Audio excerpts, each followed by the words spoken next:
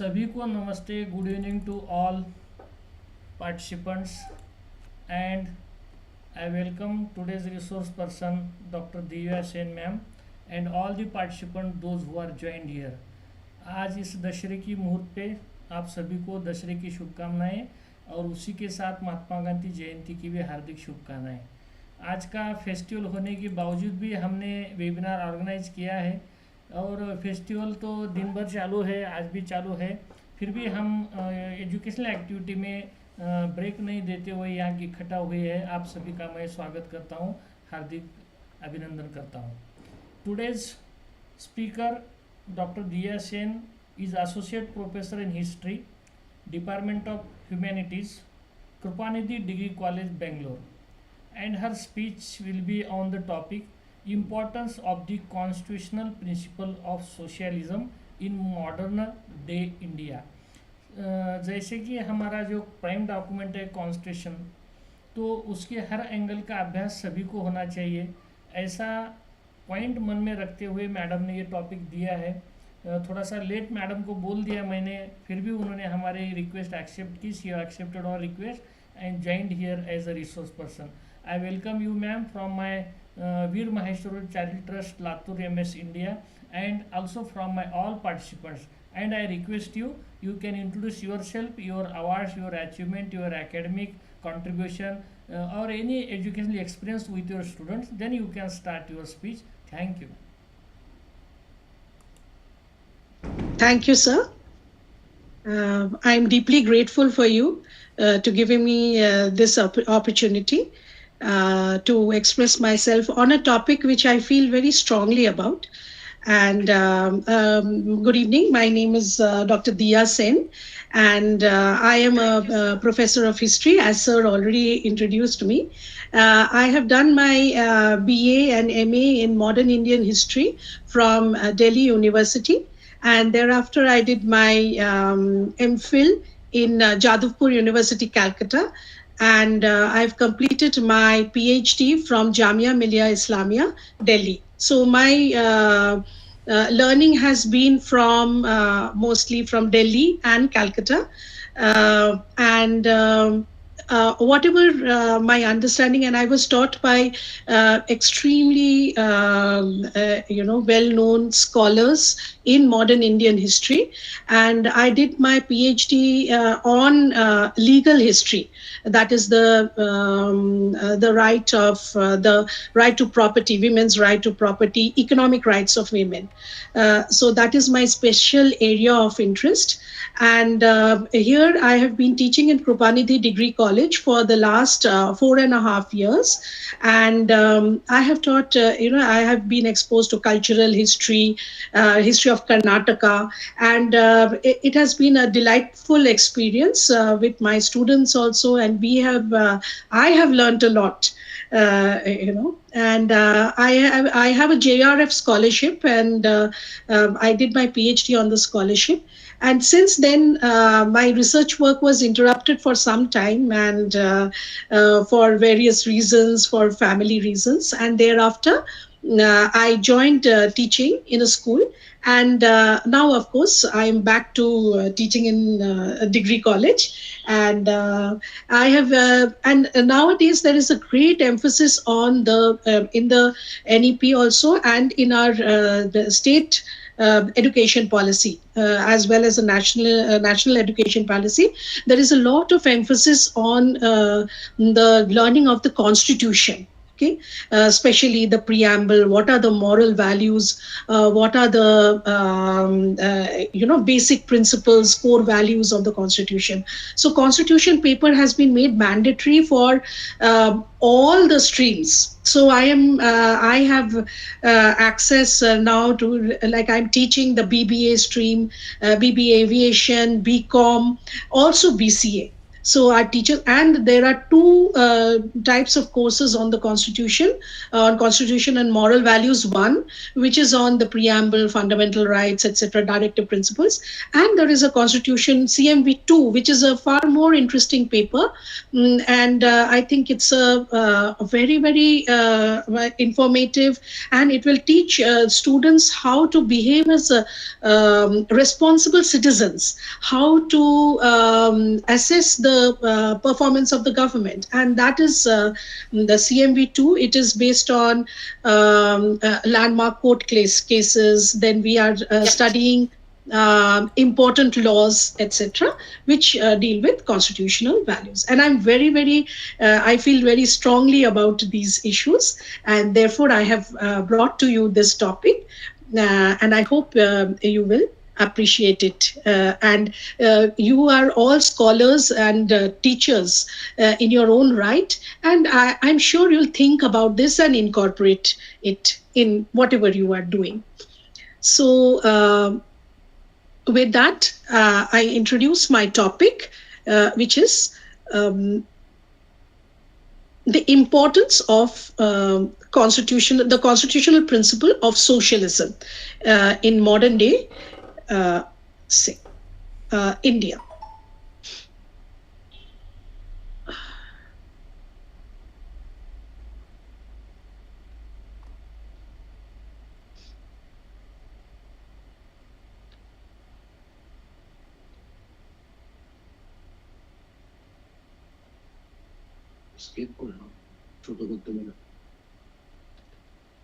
I'm not sharing this thing.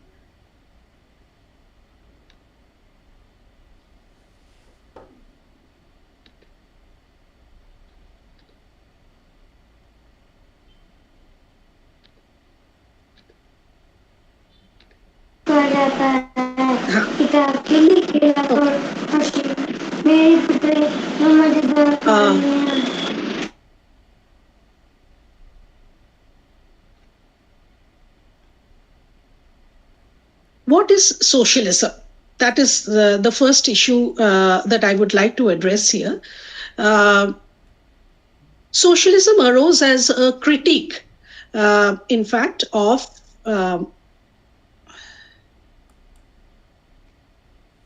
socialism arose as a critique of the capitalist system, and it tried to provide. I've done something.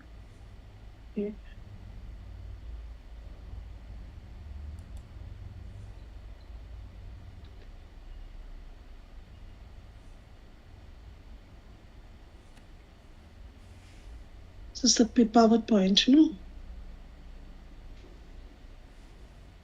I'm afraid I'm myself unable to see my slide. No problem. You take your own time. You can see it, no? As long as you can see it. No. I'll just go ahead with it. It was the Zoom one. So our corner of that PPTs we are seeing. So you can reduce the zoomness of that PPT. Okay. I have zoomed it, is it? Yes. কি করে জুমটা করব? Escape করে ওইটা পাওয়ার পয়েন্টটা করে পাওয়ার পয়েন্টটা করে যেটা আছে না এখানে নিচে নিচের থেকে সেইটাতে খোলো। ও হ্যাঁ এখানে আবার থেকে ক্লোজ করে আবার থেকে নয় চালাও। পাওয়ার পয়েন্টটা চালাও। I'll open it again. তবে আনজুম পজিশন চালু করব। না অলরেডি বললি এখন।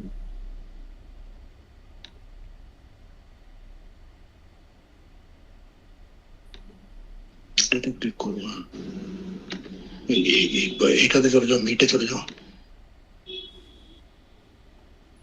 Meet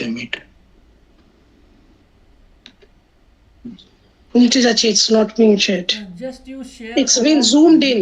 It has been shared, but it's zoomed in. No. You share me on WhatsApp. I will display from here. No problem. Okay, that's best. I think that you take the technical, sir. I'm very poor in the technical matter. No problem.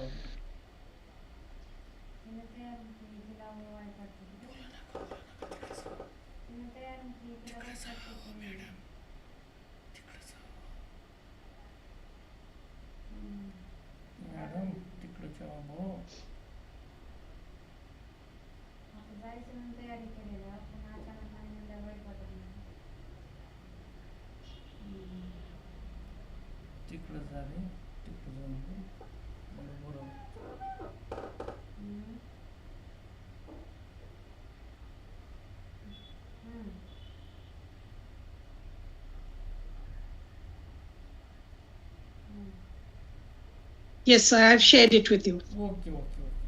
Then I'll stop sharing this. Yes, you can stop.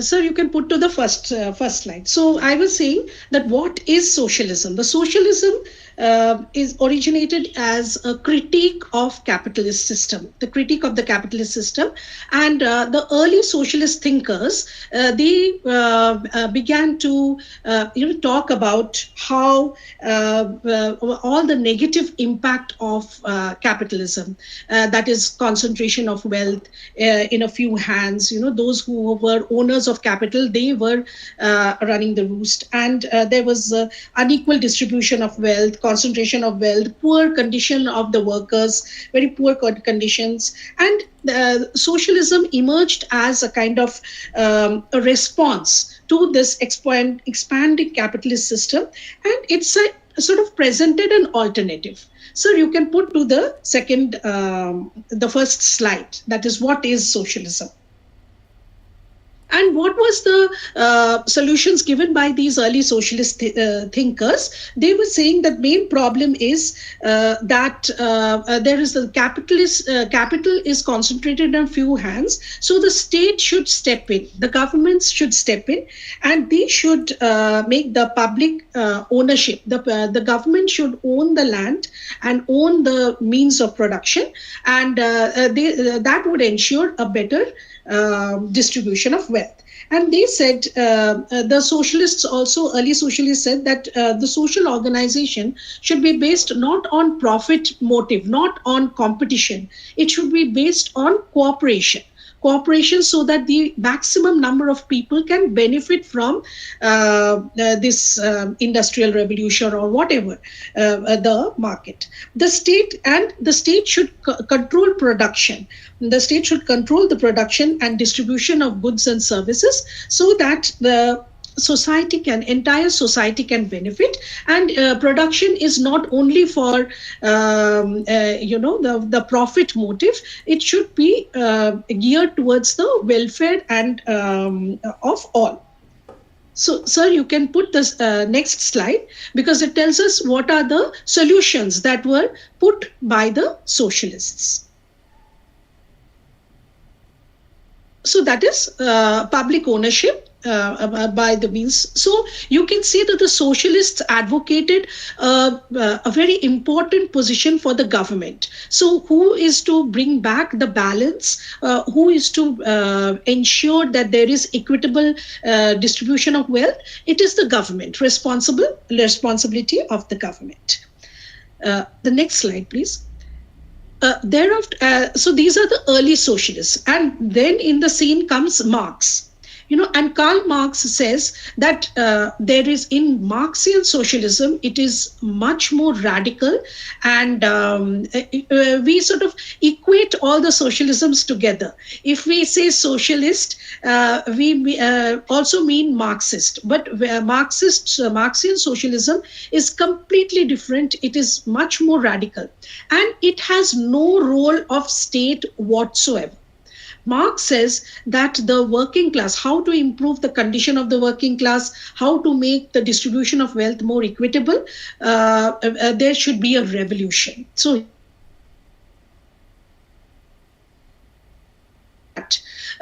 that becomes very scary for the government. So generally, when we say socialism, it is not Marxian socialism that we are meaning in the context of India.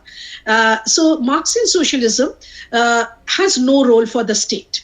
And the workers of the world, he felt, should unite, and there should be a violent revolution, and they should overthrow the capitalist regimes, and finally the private property would be abolished. So Marx felt that all the core reason for the inequalities because of the private property. So according to him, private property should be abolished totally. And finally, when all the property is commonly owned and everyone produces according to their needs and distribution is according to the needs, he felt that then the state would wither away.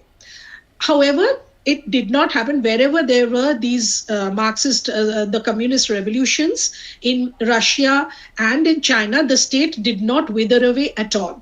So, that gives us the lesson that historians should not, philosophers always what they predict. The reality is not that way. So whatever in all these places in Russia where the Marxist revolution, the socialist revolution came first, there also, and in China also, in Cuba also, authoritarian states were established. But in Indian socialism, we will see it's very different from these communist states. So let's go to the next slide, sir. And we will examine what was Indian socialism.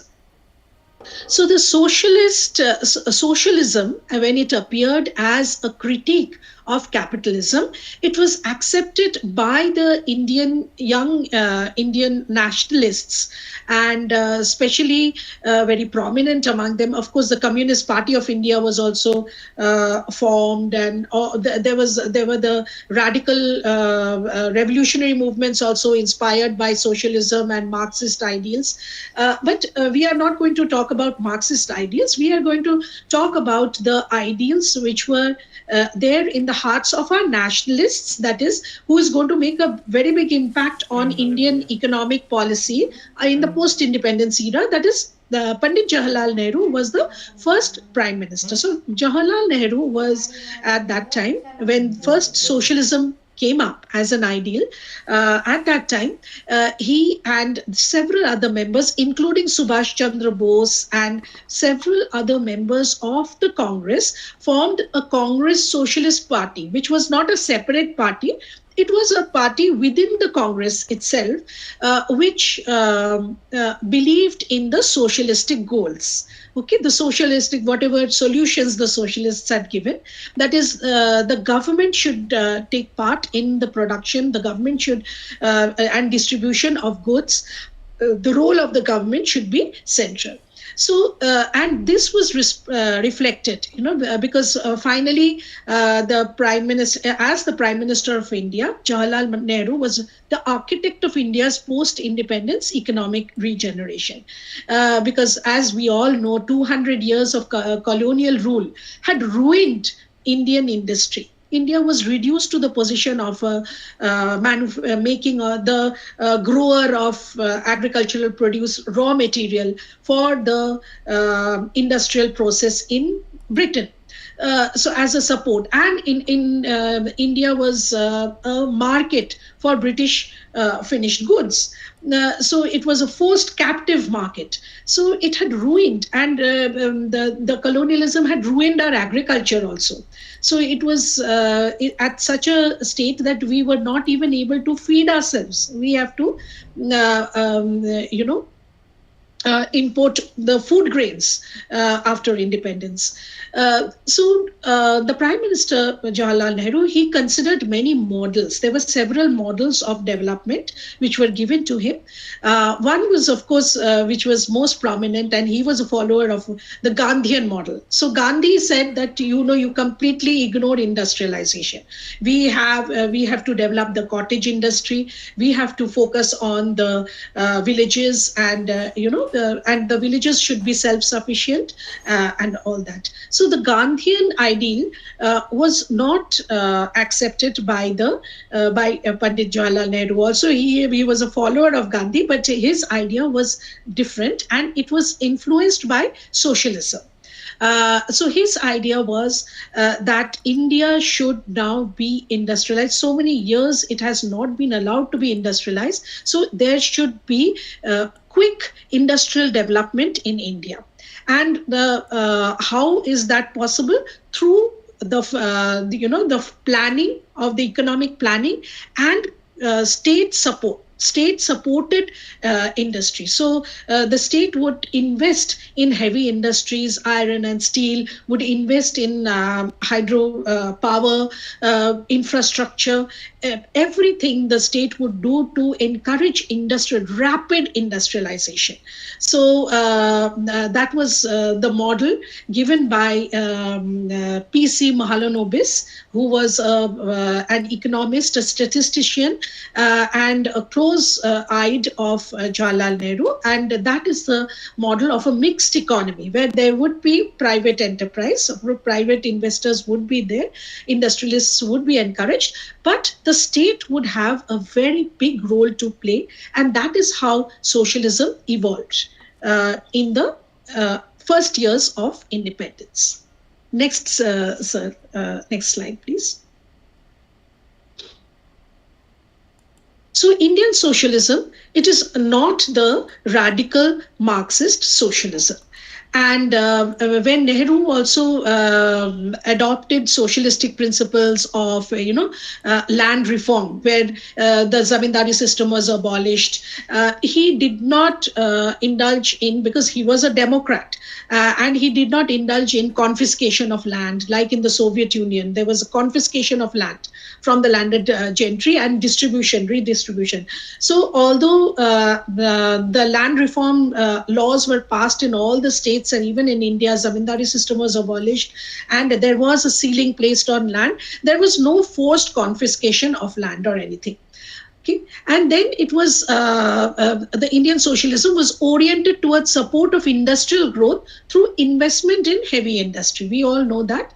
And the 5-year planning system, which was also adopted from the Soviet Union, but there was nothing authoritarian about it. So Indian socialism developed in its own way, and keeping in mind the need of the hour at that time.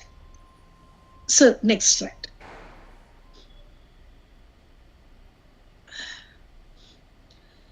So how did socialism change? And at that time, remember that the word socialist was not included in the preamble of the Constitution. So the preamble of the Constitution states what kind of nation India is. And in that, it had stated only it's a democratic republic.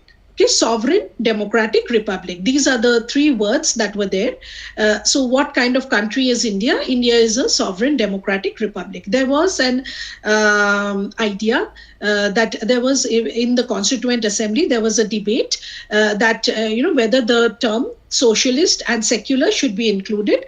And Ambedkar is the one who said that that is not needed, because already there is social justice, social, economic and political, which is there in the preamble, and that implies, and even within the directive principles of state policy, there was accommodation of this social justice and economic justice. So Ambedkar felt that if you induct the word socialism or socialist, it would give a different slant, and it would it would influence democracy. It would not bring democracy, because everyone is not accepting of the term socialist at that point of time. So he said, since there is a social justice, economic justice, that is also there in the preamble, there is no need. But at the time of Indira Gandhi, she felt that it was time to reiterate, to underline the socialistic principles, because because there was a lot of economic hardship at that time. Inflation was there, and economic growth was falling, unemployment was there, and poverty definitely was there at that time. And she felt that it was needed to induct these two terms, socialist and secular, in the preamble.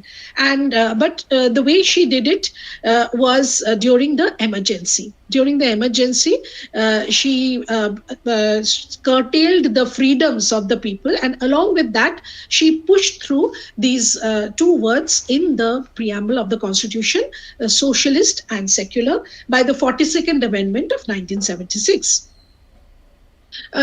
Because just before that, in 1969, she had nationalized several of the banks, and there was a lot of opposition to it, and she felt that people had forgotten how important socialism was, and it had to be inducted. Now, when the Indira Gandhi was defeated in the post-emergency elections of 1977, and the Janta government came to power, it reversed most of the changes which had been brought by the 42nd Amendment. But they decided, the Janta government also was committed to social justice. So they've decided to retain these two terms, socialist and secular, within the preamble. And there was a and of course, in Indira Gandhi's government, during Indira Gandhi's government, there was a criticism. Indian socialists, what were the socialists up to? They were criticizing the Indira Gandhi's authoritarian rule. They were criticizing that, and the leading figure at that time was Jaya Prakash Narayan. And he belonged to Bihar, and he was there in the political scene as a critic of Indira Gandhi, and he said that the Indira Gandhi's rule was becoming corrupt day by day, and there was a lot of authoritarianism, and his JP's idea of socialism was a combination of socialistic principles and Gandhian principles, and he appeared to be the foremost critique of Indira Gandhi's rule, and he was supported by the leaders of the Janta government.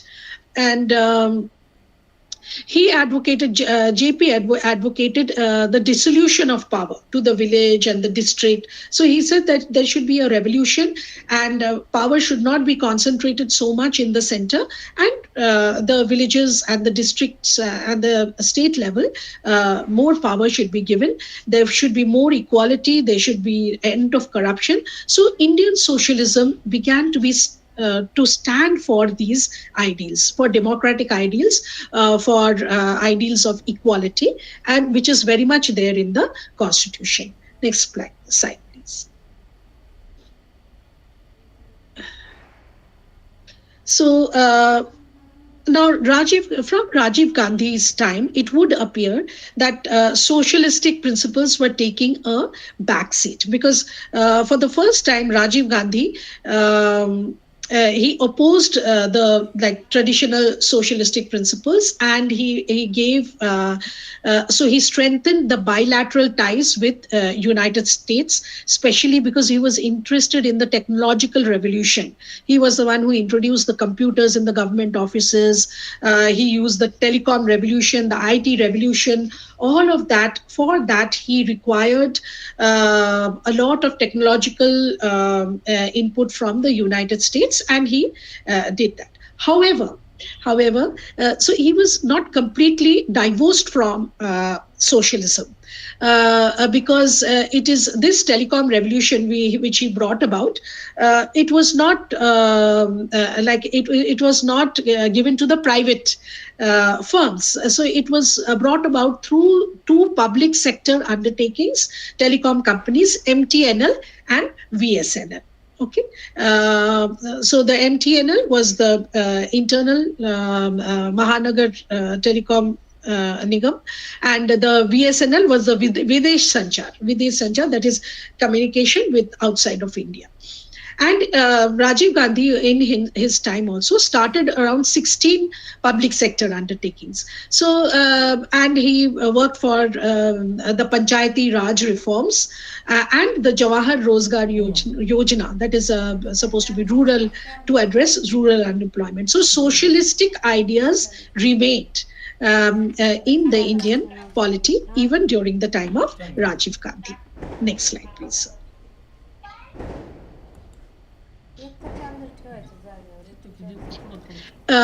Now, a further step away from socialism occurred during the LPG, or liberalization, privatization and globalization reforms of 1990s. And it was one step further from socialistic principles, where production became market oriented, and it was like how to attract the foreign investment became a very important role, and Indian economy was integrated with the global economy, and participation in the global trade became extremely important. And there was a period of disinvestment in public sector undertakings. However, new public sector undertakings continued to be created. Now, there was a transfer, disinvestment that means that government withdrawal, selling of certain parts of the interests in the public sector undertaking to private people. So, and privatization means completely selling the public sector undertaking to the private concerns. So there was a lot of disinvestment and privatization between 1999 and 2004, where VSNL was sold to the Tata Group. Then Indian Petrochemicals Corporation was sold to Reliance Industries. The next slide, please. In the recent trends also, there has been a lot of disinvestment, and even there has been privatization, a move to privatization, and the government has raised about 4.04 lakh crore through disinvestment. And the present government is perhaps the only government, which has not established a single public sector undertaking. So even Mr. Vajpayee's government, which had started the disinvestment process, even they had established, there is a list of government. So Indira Gandhi was the prime minister who established the largest number of public sector undertakings, that is 66. And Shastri, Lal Bahadur Shastri, he was the prime minister for only about a year or two. I think about a few months, not a year, less than a year. And he also established 5. I.K. Gujral was prime minister for a year, established 3. Deve Gowda established 3 public sector undertakings. VP Singh, also a very short tenure as prime minister, established 2. Rajiv Gandhi, as I've told you before, established 16. But it is only in the present government under Mr. Modi that not a single public sector undertaking has been established. In fact, there is a move to remove the term socialist and secular from the preamble. There was a case in 2024. Of course, it is sub judice, and the Supreme Court is still making the decision. And even the RSS, which is the ideological backbone of the present ruling party, they are not in favor of keeping these 2 terms in the preamble. So these are the recent trends which are withdrawing. However, there is a slight change. Next slide, sir. There is a slight change. I'm sorry. May I continue for 5 minutes more? Then I'll be able to put my point. Yes, you can take your own time, madam. No problem. Yes. Okay. So, in the very recent past, in 2025, in fact, we notice there is a change. Okay, there is a change, and has been a first of all, there was a declaration by the government, the law minister, Arjun Ram Meghwal, that the government had no intention of removing the words socialist or secular from the preamble. And then the Supreme Court has also reiterated that socialist and secular are part of the basic structure of the Constitution. And as you know, the basic structure of the Constitution that came up, after the landmark case of Keshavanand Bharti, the question of basic structure, where the question was addressed: what can the Parliament amend? So, if it is a thing, if it is said to be a part of the basic structure of the Constitution, then the Parliament is not allowed to amend that law. So the Supreme Court has stated that both the terms socialist and secular are part of the basic structure of the Constitution. And there is a slight change in the disinvestment policy of the government as well. So we have noticed that this disinvestment is receipts will be the lowest for the financial year 2025, as declared by the finance department, and it will be lowest since 2015, when this government first came to power.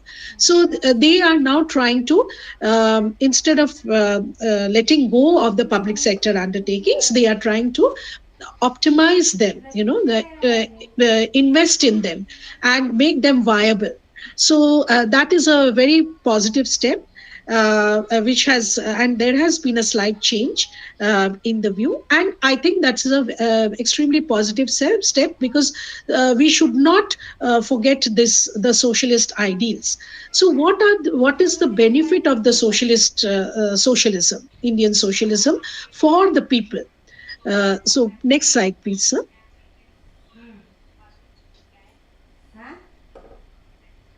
So the socialism, as we have discussed in so far, the socialism is there is something worth preserving in socialism, because Indian socialism is not that radical socialism of the Marxists, which talk about revolution and aggression, or end to private property, forcible taking over of private property and all that. It has, in fact, Indian socialism, I believe, has stood up to authoritarianism during the time of Indira Gandhi, and it has stood firm for economic justice and access to resources for all. And it is like even the capitalist system has developed certain things. It has watered down its severity through the programs like the corporate social responsibility, but that is not effective in making a sea change. Okay, corporate social responsibility is good in its own place, but I feel, I don't know, I would like to hear from you also, for Audrey, what you feel, that is becoming more of a lip service. So actual changes, if one needs to bring in, then one has to examine socialism and see what parts of socialist philosophy can be applied now to solve the present day problems. So socialism in India has promoted democratic values and has upheld the constitutional values like socio-economic justice, equality, and development for all. Okay. Next slide, please, sir. And socialistic principles can also bring us closer to attaining the sustainable development goals. Because most of the sustainable development goals talk about inclusive and effective development. That means not a single person should be left behind. As when we look at the sustainable goals, we see that the first goal is the end to poverty. Then end to hunger, then equality, gender equality. Then we have responsible consumption and production. Then we have sustainable cities and communities. For sustainability goals, I feel that capitalism and the capitalist system does not have the solutions which socialism has. So it is, according to me, my humble opinion, both policymakers and thinkers, academics, we as teachers, we should examine more closely the idea of the principles of Indian socialism, and we must develop it to address the present day problems. Because as we know that although we have been declared a fourth largest economy and all that, we still know that concentration of wealth is a serious issue. 1% of our population controls 40% of the wealth, and social economic inequalities persist. There is lopsided development. Various classes, like the development is not, same opportunities are not there for everyone, which is a basic principle of our constitution. Constitution upholds equality, upholds social justice, economic justice. So those things, we have lost touch with it. Okay, with those, and I feel that if teachers, students, thinkers, academics, policymakers, most important, they take up this issue, then it will be highly beneficial for India as a whole. And with that, I end my talk. Thank you very much. Thank you, madam, for your studious presentation on today's topic, how the different governments have implemented this and how they have started different schemes for implementing the social justice and these things you have explained.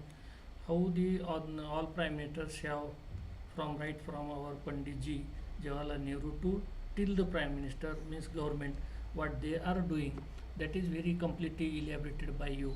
As you have said that Modi government have not started any corporate sector, that but they are, because what was the need they have done by the earlier government, but the boosting of the regular policy is important, so they are investing in that and trying to have a great nation of the world. So thank you for your presentation, and I request all the participants to unmute themselves and you can discuss with the resource person madam on this topic. Hello, नमस्ते madam. नमस्ते madam, Vijayadashami की ढेरों शुभकामनाएं आपको. आपको भी sir. Madam, मेरा सवाल एक तो ये है कि संविधान में जाति जनगणना का प्रावधान है क्या?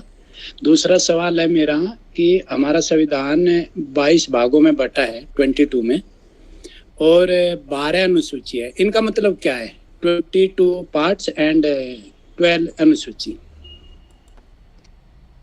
ओके,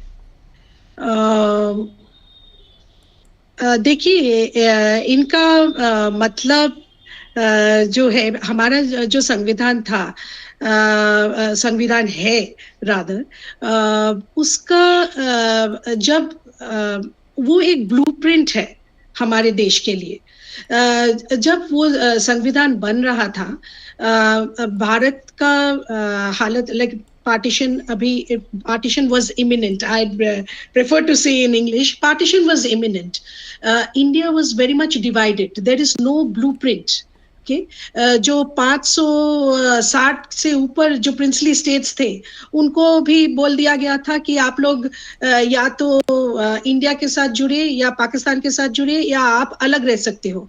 द ट्रावनकोर का स्टेट था, वो बोल रहे थे हमारे पास तो सब कुछ है, इधर हमारे पास वो है, मैरीटाइम ट्रेड है, तो हम क्यों इंडिया के साथ जुड़े, हम अलग रहेंगे. तो संविधान एक ऐसा डॉक्यूमेंट है जो ये सब different ideologies, different peoples, different groups को एक साथ करने का नियम है. एंड तब हमारे पास कुछ नहीं था इन सब को जोड़ने के लिए. तो कैसा होगा हमारा देश, कैसा होगा हमारे देश में सिटीजन, स्टेट के साथ सिटीजन्स का रिलेशनशिप कैसा होगा, सब कुछ एक्सप्लेन करने की जरूरत थी. तब इसीलिए हमारा जो संविधान है वो पूरे पृथ्वी में सबसे बड़ा संविधान है।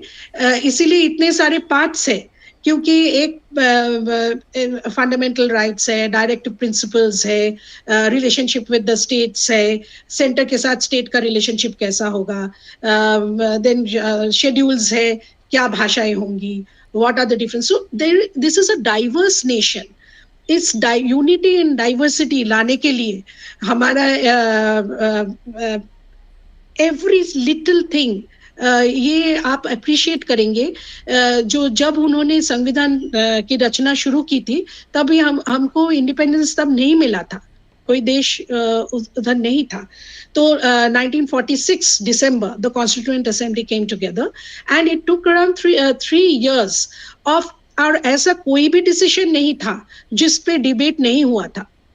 Every single article, every single clause was debated upon. इसीलिए इतना लंबा हो गया, वर्ल्ड्स लार्जेस्ट रिटन कॉन्स्टिट्यूशन बन गया।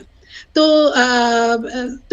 एवरीथिंग, जब कश्मीर को पटेल ने जुड़ा तो उसका एक अलग आर्टिकल बन गया कि what should be the 370 which was abrogated.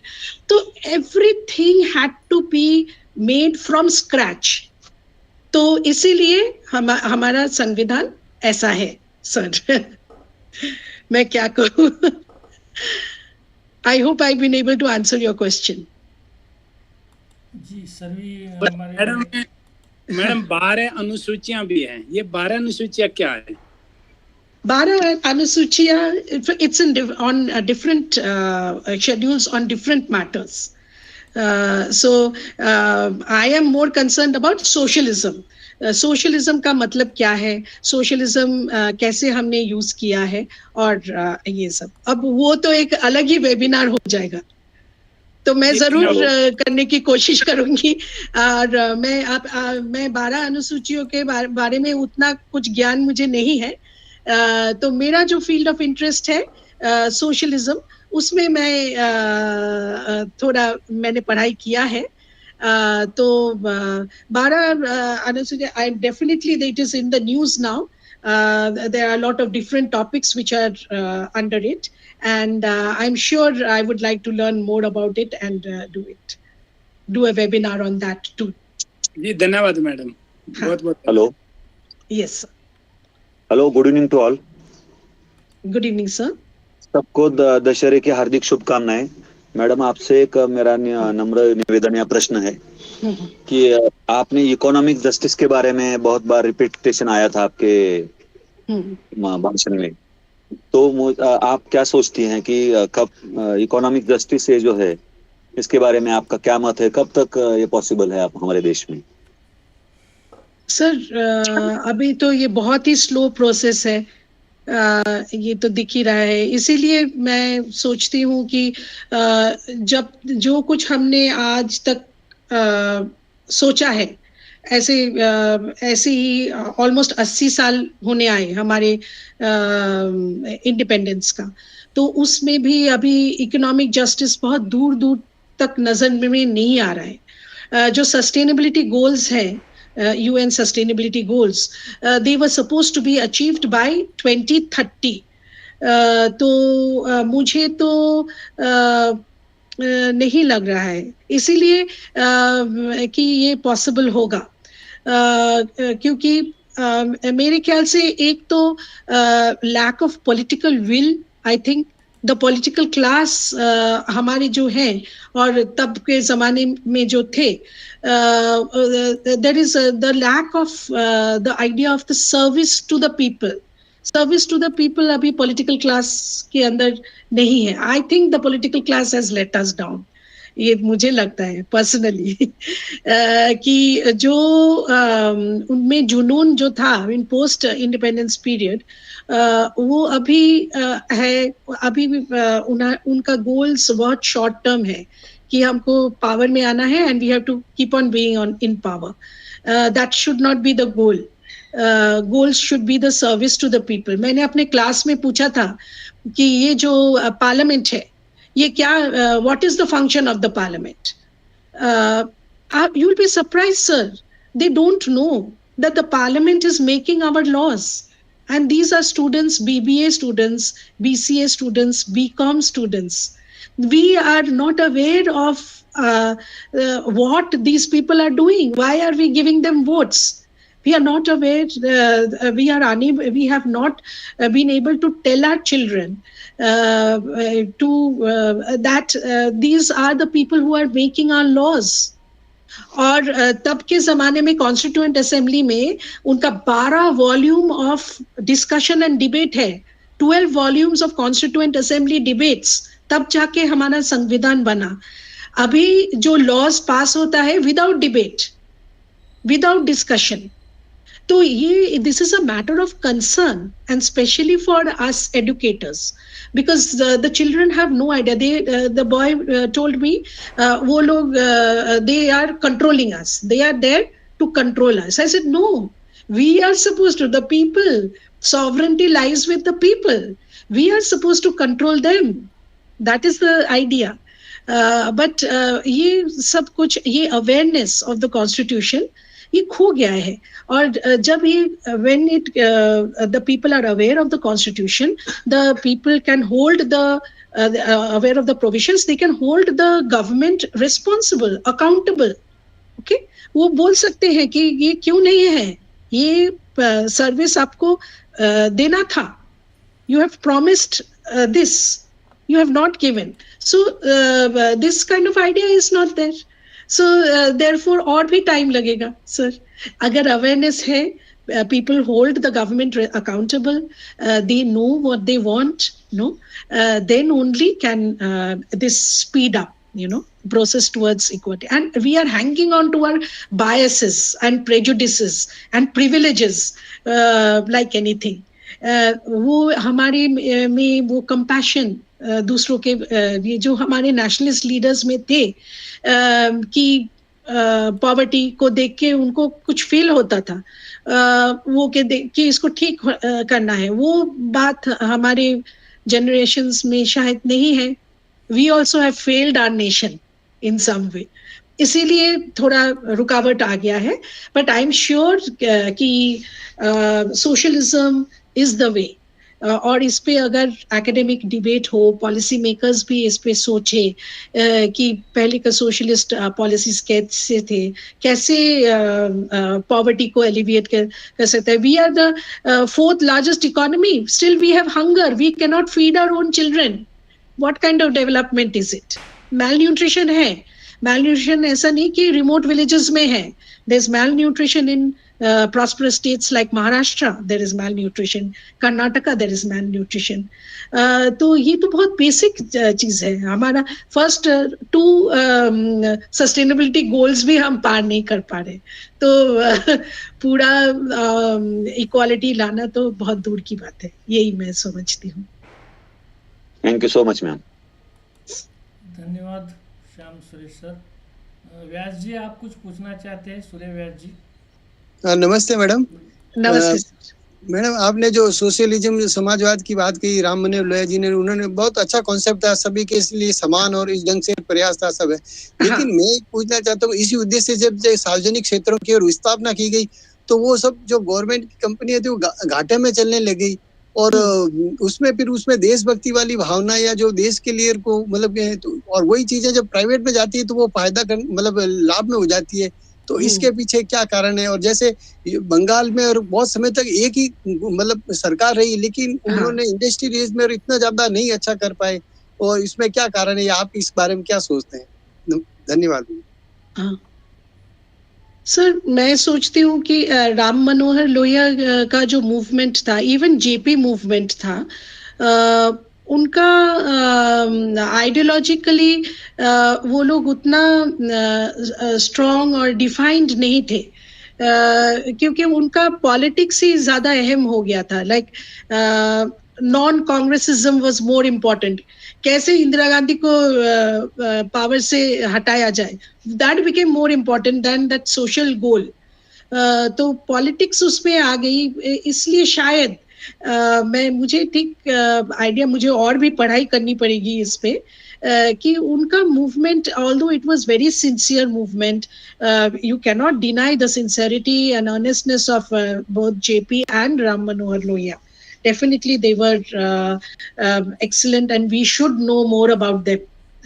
More about them and what was their philosophy. पर मुझे लगा कि कहीं उनका politics ही हावी हो गया, और then they were not thinking कि किसके साथ वो लोग alliance कर रहे थे. तो far right भी आ गया, far left भी आ गया. जनता government, that's why the Janata government toppled and fell. Although it was a very good opposition to Indira Gandhi, and definitely there was corruption. Indira Gandhi and Sanjay Gandhi's, of course, it's notorious how corrupt they were. But why didn't the Janta government succeed? ये भी question है. मुझे लग रहा है कि politics issue and सब लोग ही प्राइम मिनिस्टर बनना चाहते हैं. इससे शायद कुछ फर्क आया, और इंडियन सोशलिज्म का थोड़ा उतना इम्पोर्टेंस नहीं मिला जितना कि एज एन आइडियोलॉजी उसको मिलना चाहिए था. तो there is a rethinking, they should be a rethinking, कि किसी को एकदम पेडेस्टल के ऊपर मत बिठाइए. हाँ, there were problems in both JP's movement and in Ram Manohar Lohia's anti-Congressism, and there were problems in Congress also. Of course, Indira Gandhi जो वो dominating थी और किसी को भी उनके against में नहीं आने देगी as a this thing, that was definitely there. इससे क्या हुआ कि जो actual ideology जो था वो सफर कर गया. It became ignored and not taken seriously. But I feel that socialism should be something, the principles, the basic principles should be considered, and the ideal of a welfare state, it's not such a bad thing, after all, because we have these serious problems of concentration of wealth in very few hands. Increasingly, poverty is increasing, hunger is increasing. There is, I mean, what is the way out? And capitalism does not have the solutions. That is what I feel. धन्यवाद. Okay. धन्यवाद व्यास जी, बहुत ही अच्छा चर्चा रही, और इतनी चर्चा के बावजूद हमें भी ये टॉपिक सबको अच्छी समझ में आया. आपका सही है कि आपने जब अपने स्टूडेंट को पूछा है कि ये पॉलिटिक्स के लोग क्या करते हैं तो हम के ऊपर कंट्रोल करते हैं, ऐसा आंसर आना है सहभागी है, क्योंकि ये ह्यूमैनिटीज़ डिपार्टमेंट आर्ट साइड में ये टॉपिक या कॉन्स्टिट्यूशन की ज़्यादा स्टडी रहती है. मगर न्यू एजुकेशन पॉलिसी में जैसे आपने बोला कि वो पेपर स्पेशल उसकी स्टडी हर इसको हम करने के लिए चॉइस है, और सभी स्टूडेंट, सभी टीचर्स, सभी नागरिक इसका जब अभ्यास अच्छी तरह से करेंगे तो इसकी अच्छी उपलब्धि बाहर आएगी और सभी को इसके बारे में और ज़्यादा अच्छी जानकारी मिलेगी. इस अपेक्षा के साथ हमारा इन्विटेशन आपने एक्सेप्ट किया है. आज छुट्टी होने के बाद भी, फेस्टिवल होने के बाद भी आपने यहाँ ज्वाइन हो गए हैं. आपका बहुत बहुत धन्यवाद. आपके साथ जो होल्ड करने वाले मिस्टर सर हैं उनको भी हम धन्यवाद देते हैं कि उन्होंने आपको इसमें थोड़ा सा हेल्प किए वाला है, ऐसा लग रहा है पीपीटी के इसमें. और सभी पार्टिसिपेंट्स को धन्यवाद. कल और ऐसे टॉपिक के साथ एक नए स्पीकर के साथ जुड़ेंगे. कल की स्पीकर आउट ऑफ इंडिया है. आप सभी को धन्यवाद है, आप जुड़ रहे. और हमारे जो रिसोर्स पर्सन मैडम, उनको रिक्वेस्ट करता हूँ आपके स्टूडेंट्स, कलीग, इनको भी यहाँ सम्मिलित होने के लिए आप इनवाइट कर सकते हैं. ये वेबिनार सीरीज सबके लिए ओपन है. रिसोर्स पर्सन बोल के भी आ सकते हैं और पार्टिसिपेंट बोल के, और आप भी जुड़ते रहिए. Thank you so much. आपका बहुत बहुत धन्यवाद मैडम. नमस्ते. फीडबैक की लिंक उपलब्ध है. आप सभी को रिक्वेस्ट है कि आपने फीडबैक लिंक भर दीजिए और आपके सर्टिफिकेट के लिए उसकी मदद होगी. डॉक्टर साहेब, तुम्हाला दसऱ्याच्या हार्दिक शुभेच्छा. खूप खूप शुभेच्छा सर सर्वांना. खूप छान वाटलं. आज दसरा असून बी जवळपास 35, 36, 38 पर्यंत आपण पोहोचलो होतो. हो सर. वाटलं. हां, चला, सणही आहे परंतु गॅप नको होता. आणि उपलब्ध झाले आपला रिसोर्स पर्सन, त्याचा एक आनंद आहे. शक्यतो गॅप येणार हो. नाही असा प्रयत्न करू. पहिल्या दिवशी जरी मॅडमनी सांगितलं तरी आपण दुसऱ्या मॅडमना विनंती करून मीटिंग असलेल्या त्यांना आपण घेऊ शकतो आणि सहकार्य करतात म्हणून शक्य आहे. शक्य. धन्यवाद Thank you, सर. असं जॉईन होत जाऊ. थँक्यू.